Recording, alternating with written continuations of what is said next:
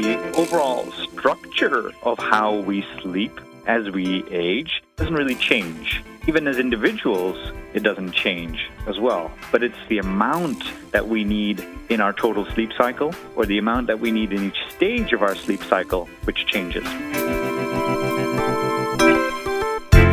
Welcome to The Tonic. I'm your host, Jamie Bussin, and we're here to talk about your health and wellness. Today, we'll learn about the connection between sleep and aging. We'll discuss planning a harvest theme for your vegetable garden. We'll find out how to minimize the side effects of COVID-19 vaccine jabs. And lastly, we'll talk about adopting eco-conscious habits in the home. But first, a little bit of business. Does the fear of losing control keep you awake at night? Enjoy better sleep on something you can control. The Supreme Adjustable Bed by Ultramatic. Customize your back, leg, neck, and lumbar positions with push-button control for relief of back pain, arthritis, and sleep apnea. The Supreme. Take back control of your life. Try Ultramatic's Supreme Adjustable Bed for 100 nights, risk-free. Learn more at ultramatic.ca. Elevate your sleep. Adarsh Shah nurtured the rise of Ultramatic, the iconic Canadian brand of adjustable beds and maker of delightful wellness products. He received his bachelor's degree in engineering at Cornell University, graduating magna cum laude in 1999. After graduation, Adarsh joined the Monitor Group, a Cambridge-based strategy consulting company. He worked for them in Toronto, New York, and Mumbai on various corporate strategy, market entry, and merger and acquisition projects. He's a proud Torontonian, having lived here for over 30 years, albeit with a few adventurous years in New York in between. He's the father of 2 mischievous girls and a caregiver to his happy, healthy, and wine-living parents. Welcome back to the show, Adarsh. How are you? I'm great, enjoying this spring weather. Well, I am too, except people may have noticed it in my voice. My allergies are acting up, which is an entirely different issue and an entirely different show. But otherwise, I'm good. And I find lately, whether I'm good or bad usually is tied to whether or not I've had a good night's sleep, right? Absolutely. Do you remember when we could sleep through the night, sometimes clocking in 10 or more hours of sleep, right? Yeah. I have teenagers that maybe roll out of bed at noon, and it's like my day is half over by noon, right? Because I just turned 55, which means I'm waking up super early. And sleep means different things at different stages of your life, right? Exactly. And you mentioned your teenagers. Well, a lot of people call those the golden age for sleep. Yeah. Because somehow they can just keep on sleeping and sleeping. Yeah. But you're right. The reality is, over a typical lifespan, the amount of time we spend each day sleeping, it does reduce. Newborns spend 16 to 20 hours per day sleeping. Well, that would be the golden age then, wouldn't it? Right? I think you may have your stats wrong. Maybe it's the babies that have it right. Anyway, sorry, go on. Then that's actually sometimes the golden age for parents too, because then parents don't have to worry about their kids as much. True. But I think new parents know that the reality is not like that. Even with newborns, their sleep is erratic, especially in the first few months. And this is because their circadian rhythm, or effectively their internal clock, hasn't been established yet. And even the hormones that control sleep, like melatonin and cortisol, their bodies are not producing them yet. Right. So, then as we go into the next stage of infants, they sleep about 12 hours a day. Adolescents sleep about 9 to 10 hours a day. And it's during this time that sleep becomes more consolidated in a single block. Mm-hmm. Those naps are dropped, and we tend to sleep more in single blocks. Right. It's during these early years also that sleep patterns are generally determined by biology, less by sort of lifestyle, but more by biology. Okay. And it's only as we move into our teenage years and adulthood that our lifestyle really begins to influence our sleep. Yeah, that makes sense. Are you going out late at night? What are you doing? Are you doing shift work? Are you cramming at school? All those things, right? Exactly. Shift work's a huge disruptor of sleep. Travel, again, just the stresses of work and parenthood can affect sleep. But how does that happen? That often happens through affecting our diet and our mental health, which then has implications on our sleep. Okay. What comes next? Well, it's important to realize that we've just been talking about the length of sleep. Right. But as I think we've spoken about before, it's not just length which determines good sleep or better quality sleep. There are some other factors as well. So what are some of those factors that you think are relevant to getting good sleep? Well, I like to use a mnemonic, which I call SLIM, which stands for, the S stands for starting, the L stands for length, the I for intensity, and the M for maintenance. Okay. Those 4 factors. So the starting factor, that measures how easily you can fall asleep when you first close your eyes. Okay. Or even after some sort of interruption at night. Yep. Length is, of course, the total measure or the total duration of sleep. Are you distinguishing between the deep sleep and REM or overall sleep when you're talking about length? Length is the overall sleep, but you're absolutely right. The next one, intensity, is now the efficiency or the amount of deep sleep that you're getting. And then the last factor is maintenance, which is our ability to remain sleeping and resist waking up in the middle of the night from either external factors like noise and light or internal factors, from our body that may be mental stress or body pain. Yeah, or having to go to the bathroom, for example, when you reach a certain age, right? That's right. That's right. So I think, that's why we may find people around us, functioning very well, even with less hours of sleep per night. And that might be because they're scoring high on those other 3 factors, on their starting factor or the intensity and the maintenance. I've always historically been one of those sleepers where I've been known to fall asleep on concrete. I can fall asleep anywhere, anytime, but I don't need a ton of sleep. I usually only get about 6 or 7 hours at most because I can't be in bed that long. I must be one of those hyper-efficient sleepers. That's good. You must be getting a lot done every day. That's great. No, you'd think so. When I get done at night, sleeping is one issue.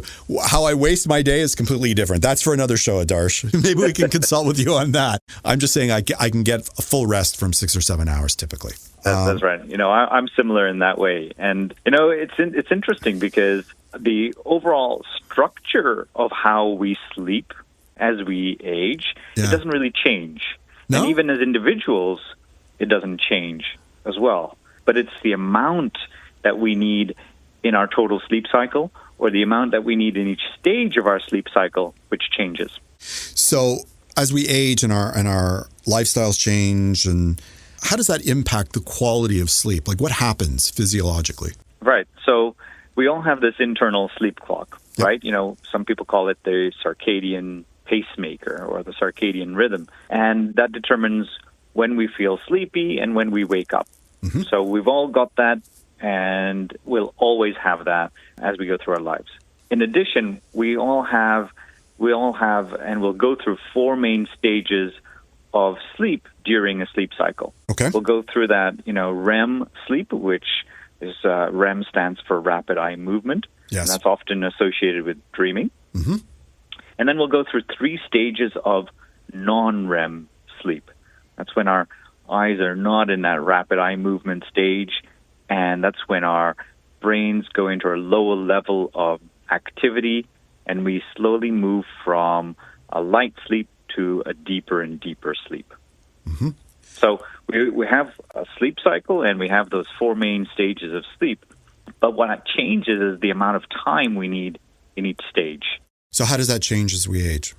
So children spend about 50 minutes in each sleep cycle, in each of those, in the total of those 4 stages, while adults typically spend 90 minutes in a sleep cycle. So during the night, a child will go through many more sleep cycles than we will go through as adults. And you can imagine if each sleep cycle is 90 minutes and we go through 4 of those, you're probably going through 4 of those, because then 4 times 90 minutes is approximately 6 hours. Right. So, why this changes is because we need different types of development in our brain during different stages of life. Yes. And REM sleep is thought to assist quite strongly in brain development. So, unsurprisingly, newborns and infants typically spend twice as much time in REM sleep than adults do. Right. And then our slow wave sleep or the kind of deep sleep, restorative sleep, slowly reduces as we age. Right, which is why it takes us longer, our bodies longer to recuperate from things because we're not getting as much rest from our sleep and recovery from our sleep, right? That's right. The other factor, biologically, which affects our sleep can be hormones. Mm-hmm. And, we talked about it with newborns, that they start developing melatonin and cortisol in those first couple of months. But as we move into those teenage years, and especially women when they enter the menopause stage, hormones can affect sleep. Mm-hmm. But by themselves, they're not a major factor. It's the fluctuations that can really affect sleep. Sure. When those hormone levels spike or drop, that's when they can, have people more vulnerable to sleep problems. Right. It's more disruptive when you have the changes in the hormones. That's right. So would you say that age affects the quality of sleep, or is it vice versa? It's so interesting because I believe, that it's the opposite. I believe that our quality of sleep affects our age. I agree with you, actually. Right, and it's not numerical age, but it's age as measured by how old we feel. Correct. And so we feel old when we're not as energetic, or we have more wrinkles, or we have more body aches. And really, those can be controlled in many ways. By improving our sleeping process, you mean? Exactly. Okay. If we can improve the quality of our sleep, we can address some of those issues with regards to skin health or mental stress or body aches. Are there any scientific studies that sort of help ground what we're talking about here? Absolutely. And so now the research is really coming to the forefront. People are realizing that sleep does affect different health issues. And the latest research comes from the University College of London. It was a 40-year study, and they examined about 8,000 people in Britain. And their analysis has shown that people that were getting less sleep, so people that were getting about or less than 6 hours of sleep, mm-hmm. were at greater risk of developing dementia than those who were getting more than 7 hours. And that's cumulative sleep, right? Not necessarily at night, but like sleep over the day, correct? That is in a single block, the 6 hour single okay. block. Okay. Yeah, so if that was made up of a couple of naps here and there, then that would not count. Got it. Okay. So, we have to, I think, if we believe that sleep can affect how old we feel, then we probably want to know kind of what tips there are to feel younger. Yeah, I was wondering if there's any happy news for us, Adarsh. What do you have for us? I believe so. Absolutely. So, sleeping on a more regular basis with fewer interruptions, having more stable temperature, room temperature. There are a number of different ways we can control our sleep and improve our sleep quality. One of the ways that we can look at is your environment. Yep. Just your bedroom. Is it too hot? Is it too cold? Use a thermostat to keep the room temperature as constant as possible, and ensure that you're using a mattress that keeps the sleep surface as neutral as possible. Mm-hmm. The same thing with light. You could get blackout blinds that keeps light out and keeps it dark throughout your sleep cycle. Yep. The other factor you could improve are your pre-bedtime habits. Yeah, that's a big one. Right? Avoid caffeine or avoid alcohol too close to bedtime. Don't use a device or don't watch TV right before going to bed. And try to eat at least 3 hours before going to bed. I was going to say, I know it's an old wives' tale, but whenever I have the late night nashes, I have some bizarre dreams and unsettled sleep. So I'm a big believer in that one. That's interesting. Sometimes you want to have those bizarre dreams. Yeah. Yeah. Well, I don't know. Some of my dreams I don't think you'd want to have, but yes, I hear you. But absolutely. Mental health is a big factor, right? And yeah, of course. We need to escape the daily grind. What are we doing that pre-bedtime period to improve our mental health? A lot of people swear by meditation. Yep. Either before they go to bed or when they wake up. I think even making sure that your bedroom is sort of like a sanctuary is relevant, right? Like if you have too many intrusions, if your bedroom starts becoming your office or your TV room or the communication center of your house, it actually makes it harder to sleep. Yes, absolutely. Trying to remove distractions from your bedroom is critically important, as you want to try to bring yourself into a calm stage just before you go to bed. We have time for one last quick tip. Do you have one? Exercise is a great way to get your body ready for a good night's rest. Physical movement gets the blood flow going, gets the oxygen levels higher in your body, and gets your heart healthier, such that when you get to bed, your heart feels comfortable moving into a slower level of heart rate to allow you to sleep longer. Fantastic. Well, thank you so much for coming on the show today. Will you come back again next month? Absolutely. Thank you very much for having me. Fantastic. That was Adarsh Shah. We have to take a short break, but when we return, we'll discuss picking a harvest theme for your veggie garden on The Tonic. Does the fear of losing control keep you awake at night? Enjoy better sleep on something you can control. The Supreme Adjustable Bed by Ultramatic. Customize your back, leg, neck, and lumbar positions with push-button control for relief of back pain, arthritis, and sleep apnea. The Supreme. Take back control of your life. Try Ultramatic's Supreme Adjustable Bed for 100 nights, risk-free. Learn more at ultramatic.ca. Elevate your sleep. You're a genuine health enthusiast listening to this show today. And Activation Products is your dream come true when it comes to living in a perfectly healthy body. Reclaim your health, cleanse your body, and extend your life. Activation makes all this possible by providing you with the best products for your best health. Activation Products can elevate your whole body's health in ways you had no idea were possible. No matter how old or how young you are, it's their mission to deliver to you the most efficacious health products available in the world today. Treat yourself now and find out what it's like to live in a perfectly healthy body, making every day a joy to be alive. Go to activationproducts.com and start your journey on reclaiming your health. I'd like to give a shout out to our new sponsor, Omega Alpha. This company is 100% Canadian owned. Their team consists of allopathic and naturopathic doctors, nutritionists, researchers, and other scientific professionals, all led by their CEO, Dr. Gordon Chang. Formulations are created on their 40,000 square foot facility located in Toronto. Omega Alpha uses only the highest quality ingredients to manufacture the most efficacious yet price-friendly nutraceuticals. For more information about Omega Alpha, visit OmegaAlphaInc.com. This is The Tonic on Zoomer Radio.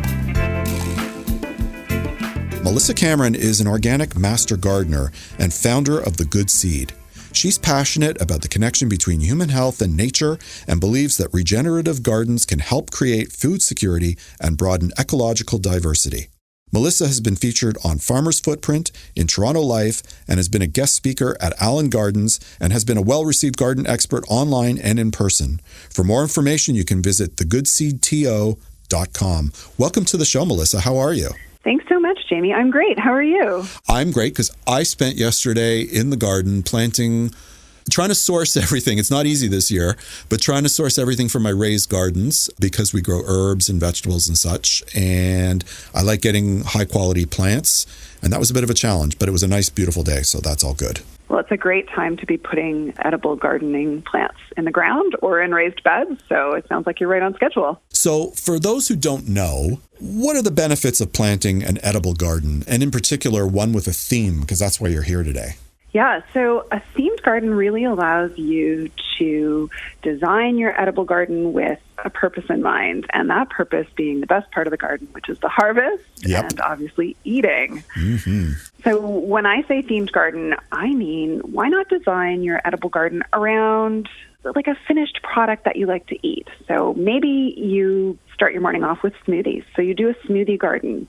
Or perhaps, you have Taco Tuesday nights in your house, and so you do a salsa garden. Oh, wow. So you're saying like grow the stuff together that you would use as the ingredients. That's pretty cool. Yeah, I think for first-time gardeners especially, it helps conceptualize the process and sort of gives a purpose and a direction to the planting scheme. Yeah, because I find with my garden, I can pull ingredients here or there as they're ready for harvest, but it doesn't necessarily work coherently, or I'm sort of stretching to make things work coherently. So like I've had mustard green and wild black raspberry salad. I'm not sure it's a natural fit, but that's sort of what comes up around, this time of year in a few weeks. So how can you ensure an abundant harvest when you're planting this way? Like, what are some of the things to think about? Well, I think the first thing to think about is soil. Great plants start with really healthy soil. So especially if you're an urban gardener and you're growing in a container or a raised bed that might not be open below to the soil, you want to create a really great ecosystem. So my number one tip is to start with really good container mix if you're container gardening. So something that contains a good amount of perlite so that it retains moisture. And then mix in some compost or some worm castings. And that's going to give you broad spectrum nutrition to feed that smoothie garden or that salsa garden. I actually put worms into my raised gardens because there wouldn't have been access to them without me physically putting them in. Do you recommend having worms in your raised gardens? Yes, we really want to broaden anything that's in the soil food web. So the more we can add soil biodiversity, worms, all sorts of things, like we're really helping the plants grow stronger, better root systems, and that's going to translate into a great harvest. So that's the initial planting, and I'm sure, there are drainage issues that we need to consider too. But as we replenish from year to year, like what's your protocol? So if you had a raised garden and maybe you've been growing some herbs or something, but you wanted to try a smoothie garden, before you did that this year, is there any sort of soil replenishment ideas that you would have for people? Yes, definitely. So a smoothie garden's super easy because you can start a lot of those plants early in the season, like your kale, mint, things that are hardy to the frost. But before you start, we want to amend that soil. And amending simply means, we want to improve. So I really suggest going to a reputable garden center, buying some organic worm castings. It's a really broad spectrum nutrient. It's worm poop. Yep. So you've got that happening with your worms, but this just gives your garden a really great hit. You're going to mix that into your soil, and then that's what you'll plant into. Do you use composting at all to help replenish? Definitely. Compost's great. I think sometimes in the city especially, we have a harder time composting in smaller spaces. So if you don't have your own compost, I would say the worm casting is probably your next best bet. Okay. So this type of garden that you're talking about, a salsa garden or an herb garden or a smoothie garden, can you plant that? Like, is there sort of like a baseline amount of space that you would need? Yes. So really, we want to see a nice volume of soil before you plant something out. That gives you, again, great root development. So, no little window boxes. Let's go to the garden center, buy a nice big terracotta planter or a grow bag, something that's at least 3 gallons, and that's going to have at least a foot in diameter of space to plant into. A friend of mine just got as a birthday present this planter. It's all self-contained. It comes with sort of like a hinge. It almost looks like the mechanism is like a barbecue. The top hinges over and it's got netting in it so the sun can permeate but not completely. You can sort of irrigate by attaching a hose to it. Have you seen those self-contained gardens? Yeah, that's a veg pod, and those are great. I actually have some clients who have 4 on the top of a carport. So they really give you some great space, and that netting is very helpful because it can help prevent things like your leafy greens getting damaged by leaf miner or cabbage moth. So it's a great product. Okay. So here we are towards the end of the month. And, the big question for me is, when do I put the plants into the ground? Are we too late at the end of May to do this, or is there still time? No, actually, we're not late at all. So for those heat lovers, so say you're planting a salsa garden, you've got tomatoes and basil, maybe some jalapeno peppers. Those are heat-loving, almost tropical plants. And we want to see our overnight temperatures sort of hover around 10 degrees Celsius before we put those plants outside. Garden centers will stock them very early, and it's tempting to start really early. But I think, you know what? End of May, beginning of June, those plants are going to thrive. They're going to have 3 really hot months to grow and produce. Okay. So if we start planting the gardens that you're suggesting, these smoothie gardens or vegetable gardens, what kind of maintenance are we looking at through the summer? Are we tethered to our gardens for the whole year, or can we leave them for a week or two For example, we were smart enough to book a cottage. That's a great question. So one of the things I always suggest when you're starting a garden is to think about the amount of time you can commit to it. Right. So certain themed gardens are going to take more maintenance. I'm thinking about like a larger tomato plant with a pepper plant, so the salsa garden. And certain themed gardens are going to take less time. So an herb-based garden or even like a tea garden, for instance, are going to be able to sustain over longer periods of time with less maintenance. Now, you'll still need consistent water, but those are great if you are sort of a lazier garden or an absentee gardener. Or maybe a beginner who doesn't want to maybe commit the time just yet, right? Totally. So when you say a tea garden, you don't mean like Pico or black tea. Are you talking about herbal teas, or what do you mean? Yeah, so tea gardens can be comprised of some really fun plants. So think mint, lavender, chamomile, lemon balm, lemon verbena, all sorts of different herbs that you can harvest and put fresh in hot water, but you can also dry them and save them to sort of enjoy that tea all year long. Yeah, I would say the one thing about mint is once it gets in your garden, you really have to be diligent, because then it just becomes the entire garden if you're not careful, right? So. That's right. So mint and lemon balm should definitely be done in containers or in pots even. But they do make for a great garnish, a great mojito. Yep.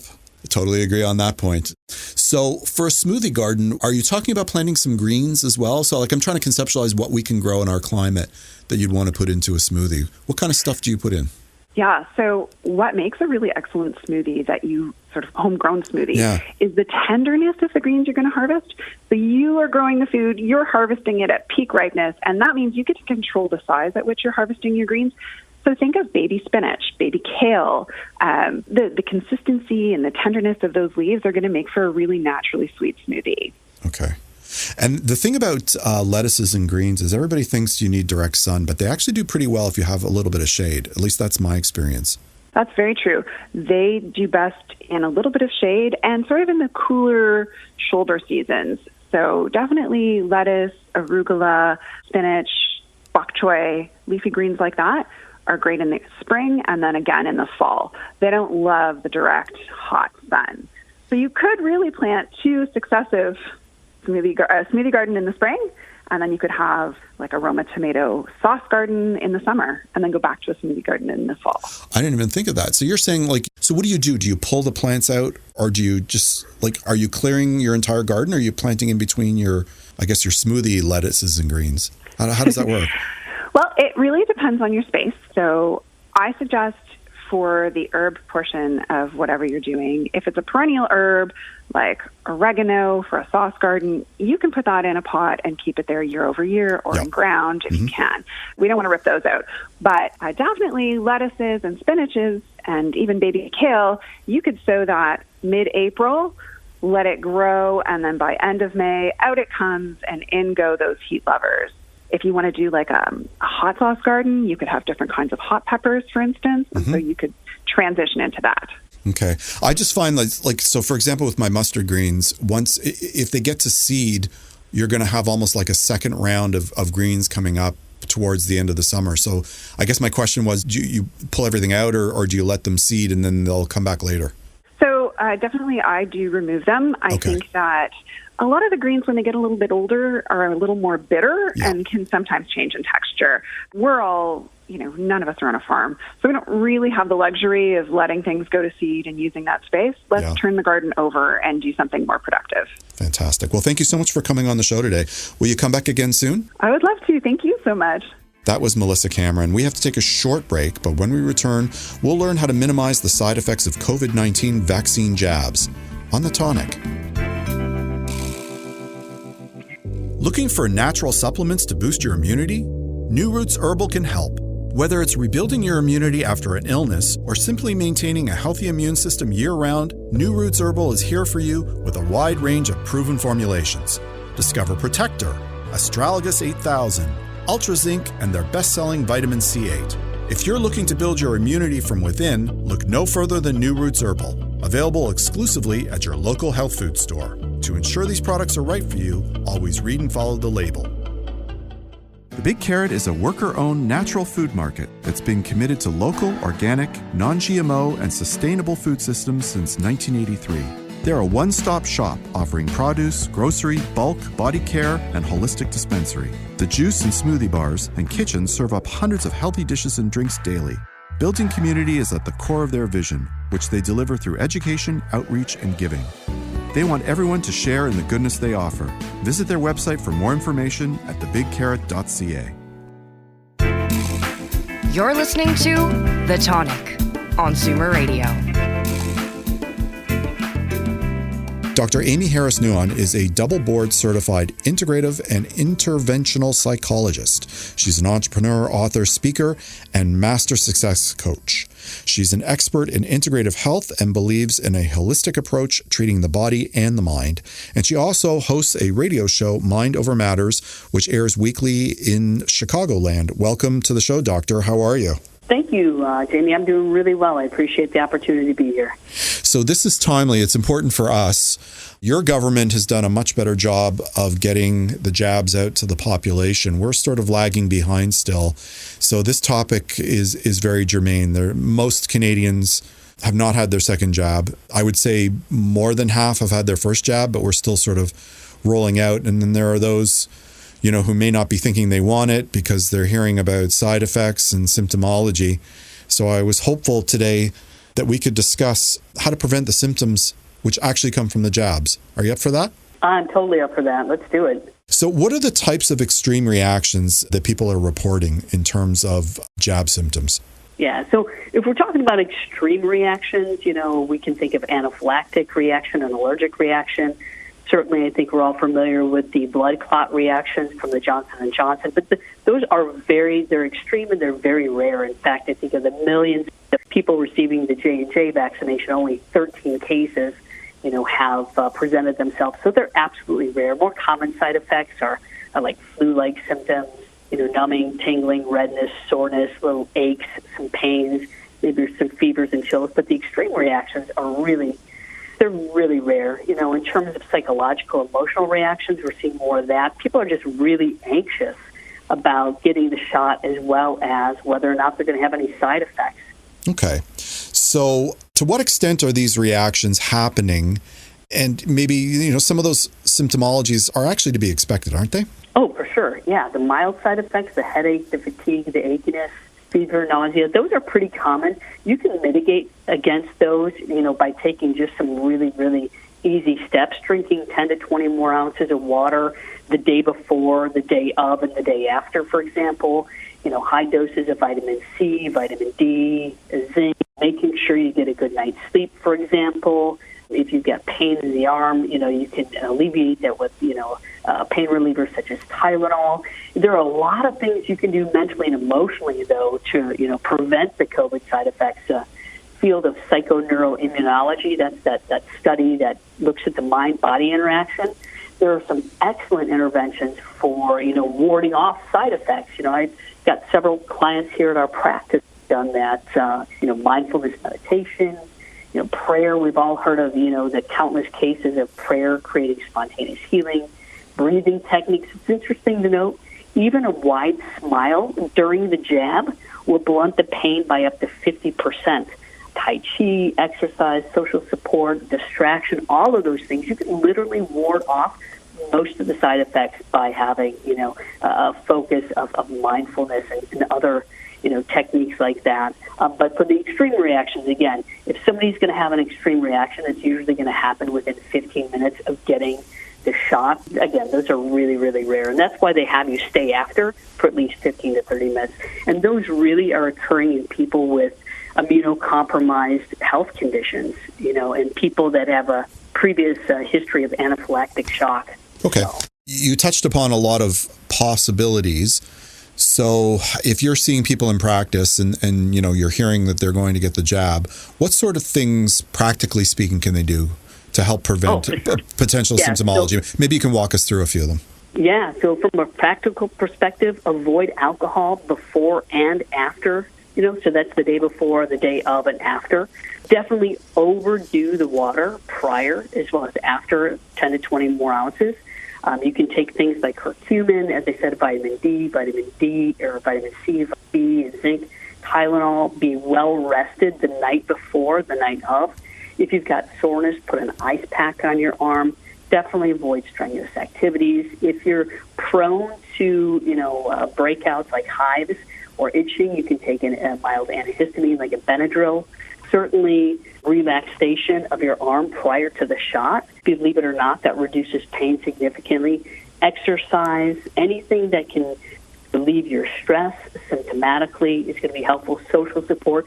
Distraction is a really, really big deal. The mind can only focus best on one thing. So, if you're focused on having a really good experience, you're probably going to have a much better experience.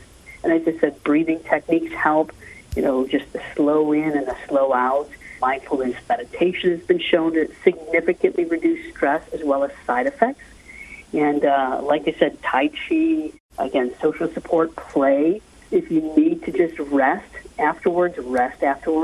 Not plan on maybe taking the morning or the afternoon off of the shot at least. So some good practical steps. So there's nothing, as far as you've read or you're aware of, in terms of side effects that should really be preventing people from getting this vaccine. Yes, there are people who are susceptible and you could have those extreme reactions, but for the vast majority of us, none of these side effects are really in and of themselves a reason not to have the vaccine, right? Yeah, I would absolutely agree. They're reasonable. They're the same side effects you might experience from getting a flu shot, and they're transient, 1 to maybe 3 days. But again, unless you're someone with an immune compromised situation or a history of anaphylactic reactions, if you have side effects, they're going to be mild and they're going to go away. I would say, if getting the vaccination helps you have more peace of mind, if it helps you to feel safer, by all means. What should we do if we happen to suffer any of these side effects? And we're not talking about the extreme ones now, but do you have any advice on how to deal with the sore arm or the fatigue or the tiredness? Sure. Yeah, for sure. So the fatigue, just honestly take it easy. Just let your body get some rest. Side effects are an indication that your body is actually, as strange as it sounds, responding well to the vaccination. It's helping your body build up antibodies. So just take it easy. Like I said, take time to really be well hydrated. If the soreness is really unbearable, take a pain reliever like Tylenol. They jokingly refer to it as vitamin T. Put some ice where the soreness is. But if you've got soreness in the arm too, try and just keep it in motion. If you just let it kind of hang there, you're more prone to notice the soreness. Just working around a little bit. As I said, avoid strenuous activities. Focus on staying busy if you have enough energy. Obviously, if you're fatigued, just relax. But focus on staying busy if you can. It's a good time to take your mind off it. And, if you are having any moderate symptoms, which most people don't, but they can progress into more severe symptoms, again, usually in older people with chronic medical conditions, heart disease, diabetes, cancer, those kind of things, take it easy. But for the more mild side effects, just remind yourself that they're transient and, they're going to pass for sure. And most people would say that the side effects are a good trade-off for being vaccinated. You mentioned moderate effects, which might sort of progress into something more serious. So for those who may be suffering from side effects, can we sort of define what are some of the side effects that might be a little bit more serious that you might want to keep an eye on so that you may spring into action, i.e. going to the hospital or calling, your doctor or healthcare provider just to let them know where things are at? Yeah, for sure. Let me just make a disclaimer that I'm not a physician, but if you are having some more of those moderate side effects, these are side effects that are lasting longer than a few days. Extreme soreness, fatigue that turns into extreme fatigue, any kind of swelling that's just not going away, or any significant fevers or chills that aren't going away after a day or two, you absolutely want to, get in with your physician. Better to just have it checked out. Again, have peace of mind. But, most people, like I said, most people aren't having side effects. If they are, they're mild. But if they're lasting longer than a few days, they're starting to become more pronounced. Definitely get in to see your doctor. Okay. What are some mindfulness or psychological techniques that we can use if we're feeling stressful about the situation? Yeah, so thanks for asking, Jamie. The first thing I'd say is focus on your deep breathing. It's central to everything. So deep breathing is the one thing to learn first. Just inhale deeply, hold it for a few seconds, and exhale. And if you need to use a word to help you focus, it be peace or health or something positive. And then second, do what you can to elicit a relaxation response. Relaxation is the ultimate antidote to stress, okay? So 10 to 20 minutes, just focus on relaxing your body head to toe. Certainly, I'm a big fan of meditation with guided imagery. If people are worried about not being able to meditate, maybe use a guided meditation with some imagery of health and healing or relaxation. Mindfulness, of course, focusing on being in the present, whether you're reading poetry, walking in nature, cooking, gardening. Yoga and Tai Chi are fantastic. The mind-body exercises incorporate breath control, meditation, movement, stretch, and then, of course, positive thinking, right? That is the biggest thing, is positive thinking. It's often said, whether you think you can or think you can't, either way you're right. And if you're focused on how you're going to feel after your vaccination, if you're focused on, feeling like you're going to be stronger and healthier, then absolutely you really are. That sounds like great advice. Thank you so much for coming on the show today. Hey, it's my great pleasure, Jamie. Thank you so much, and thank you, listeners, as well. That was Dr. Amy Harris-Nuon. We have to take a short break, but when we return, we'll discuss how to adopt eco-conscious habits in the home on The Tonic. The Tonic is brought to you by Purely Natural. Their Liquid Greens Chlorophyll is the only line of soluble, grit-free, and great-tasting greens on the market. Liquid greens can easily be mixed with your favorite drink to provide a sustained natural boost of energy to help you get through your day. There's unflavored, which is great with orange juice. The mint flavor is cool and refreshing. Dark chocolate has all the health benefits of a salad, but with a great chocolate taste. And for that extra detox boost, try activated charcoal and mint. Enjoy the energy, enjoy the detox, enjoy the great taste. Purely Natural Liquid Greens. Hi, I'm Jamie Buss, and I'm not only the host of the Tonic Talk Show and podcast, I'm also the publisher of Tonic Magazine. Tonic's a health and wellness publication distributed with the Globe and Mail to each and every home subscriber in Toronto west of Victoria Park. And it can be found free on racks at over 100 locations across the GTA. You can learn more about Tonic Magazine at tonictoronto.com. Hey, if you like the Tonic Talk Show, check out the new look of Tonic Magazine. NutriPure is a Canadian company which formulates and manufactures natural health supplements over and above industry standards. Since 1989, it's set itself apart by providing a line of products that not only reduce symptoms, but target the causes of specific health conditions. In addition to its offering of superior products, NutriPure has always been there for its clientele with around-the-clock customer service led by health professionals. Talk to their experts on social media about their stress and anxiety product, Relax LT, containing magnesium, L-theanine, skullcap, linden, and chamomile. NutriPure. Your health is their commitment. This is The Tonic on Zoomer Radio. Candice Best has over 20 years of public relations and marketing communications experience, including with Canada's Tier 1 companies in the financial and telecom sectors, before starting her own agency, Best PR. Candice has led PR for a range of lifestyle brands in beauty, fashion, food and beverage, health and wellness, and travel. And today, Best PR focuses exclusively on serving purpose-driven, planet-conscious companies with a mission of elevating impact towards a more sustainable future.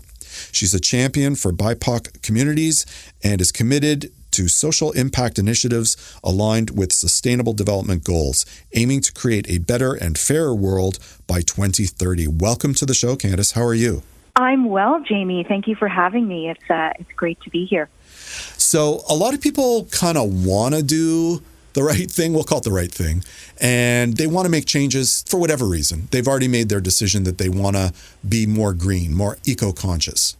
What I'd like to do today, with your blessings, is to talk about the types of things that we can do. Does that make sense? It does. So let's start. Climate change seems like a huge issue, and for people to do what they can, I guess it's the little incremental things that we can do in the home. Would you agree with that? 100%. I think often we think, because it is such a grand issue, that tackling it at the individual level can seem overwhelming, and that that what I'm doing at home, what kind of impact is that going to make? But indeed, it does make a big impact. Little things add up over time. And certainly what we're doing at home personally often influences those within our families, within our communities, our neighbors. forth. So there are a number of things we can do at home. I think one of the very first things we can do is sort of take stock of our consumption habits overall. Sometimes just sort of stopping and sort of assessing what we're buying, what we're using, what we're throwing away. That really gives us a sense to sort of stop and look at it of like, oh, gosh, and sometimes there are really easy things we can find to pull back on or to switch out. So let's talk about some of those. So once you've assessed your consumption, what are some of the areas that you typically see people making those changes in? Like, what comes next?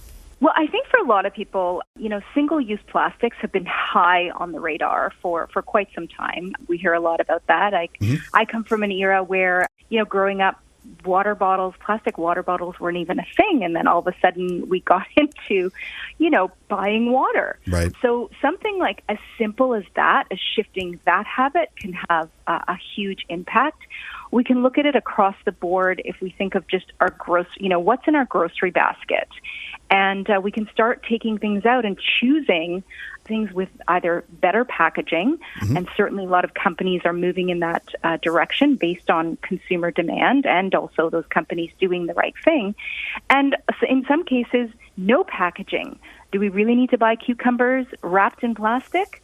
Probably not. And I would suggest, no, those vegetables are grown, if you will, with a natural protection. And so having that extra plastic is just not necessary. Okay. One of the big ones, I think, are sort of home cleaning supplies where, maybe you've bought at the supermarket, but then there are options rather than just replacing, the spritzer. There are different ways to do that, right?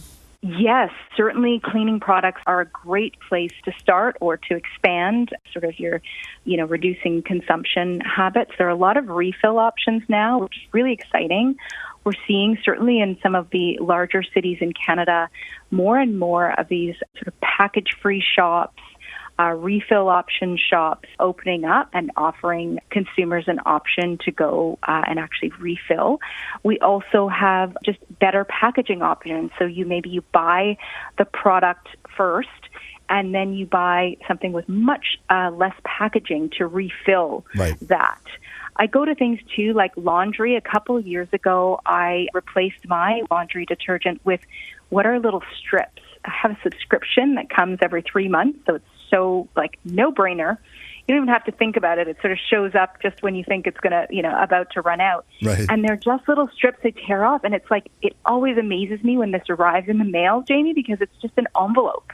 I'm like, wow, like all the whether it's, boxes of detergent or more commonly now sort of plastic bottles, that's a huge difference. They often say if we were to sort of have to pile our recycling and or garbage in our own backyards, we would be, frightened at what we would see by the end of a year. So just think about those laundry detergent bottles alone. Right. I think that's a huge, huge difference. When you were mentioning about sort of taking stock of consumption, the first thing that came to mind is like the food that you throw away. Are you the same way? Oh my gosh. I just, I think we've gotten a lot into, certainly in the Western world, into sort of this bulk buying mindset. It's the buy one, get one free. It's larger packaging. Right. Often we just buy things we just don't need. And, the UN actually came out with a new report earlier this year on food waste being greater than was previously estimated. We're close to over 1 billion tons globally.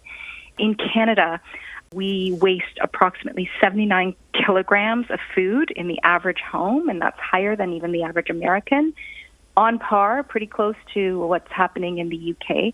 But there's significant difference can be made in sort of food waste, whether that's, buying too much because we're bulk buying, or just looking at produce consumption. Certainly, summertime when farmers markets open up and we can be sort of closer to the purchase of what we're buying and when we're eating it, as opposed to sort of bulking up and filling up our fridges and ending up like throwing out. I'm guilty of that, when you go in, and nothing hurts me more now than to sort of like open something up and see something rotten and have to throw it out. Right. Because that is, we are significant contributors in Canada, where there's actually quite strong and detailed data for that 79 kilogram per household. If you think of 79 kilograms of food, that's a lot of food multiplied by the number of Canadians. I think the real issue is whether you can get family members to eat leftovers and sort of go for that fruit that isn't like, maybe it's 5 days since you brought it home or 7 days and it doesn't quite look as nice as it did.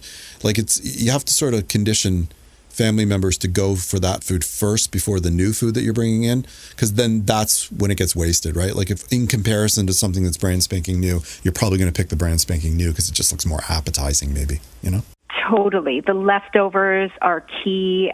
Things, you're right, we've sort of come to sort of like a perfect looking apple or, vegetable. And in fact, sometimes it's just, peel the carrot and all of a sudden below what's sort of outside doesn't look absolutely perfect is a gorgeous and tasty carrot that did not need to be thrown away. Right. Or if your vegetables are looking ragged, maybe it's time to make soup out of them rather than salad, right? And then you can hide a lot of the blemishes, in the soup. Oh, yeah. I love following. There's a guy, Max Lamanna. He's got @LexLamanna on Instagram. He's young and he just comes up with all these amazing food waste and ways to use things that you might think you're throwing away, like the tops of carrots, for example. Right. It's amazing what can be done with those and just sort of exploring this. I find it really exciting to kind of get into new ways to use food that we just sometimes don't think about. And you're right, it's just creating new habits. How does growing your own food fit into all this?